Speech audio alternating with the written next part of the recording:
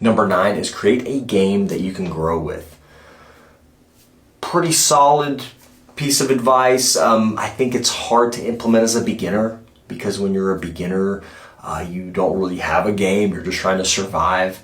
But again, when you're getting up blue belt, you start to develop some techniques, and then purple belt, you really start to solidify and start to kind of have some techniques that are pretty effective.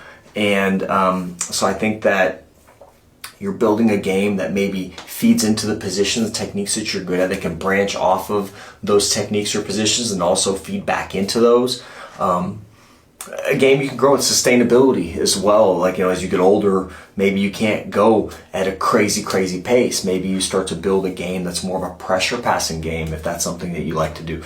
Again, so having a game plan you can grow with, solid idea. It's something you'll kind of start to think about as you get more experienced in jiu-jitsu. Not the best advice as a beginner because you don't really have a game so much, but as you get blue, purple, and start to kind of add layers and things like that, adding things to your game and using techniques that maybe aren't going to beat your body up too much. And there's various techniques, but if you're dealing with a certain injury, you're dealing with a hip injury or knee injury, you may play a certain style of jiu-jitsu that that you can play when you get older, and that might protect your joints. So think of it that way too, not just from a technique effectiveness, but also keeping your body together. And sometimes very high impact, very fast, explosive techniques or those type of things. You can do that when you're younger, but when you get older, your body may not be as resilient. So think about it that way. Maybe you transition more to a pressure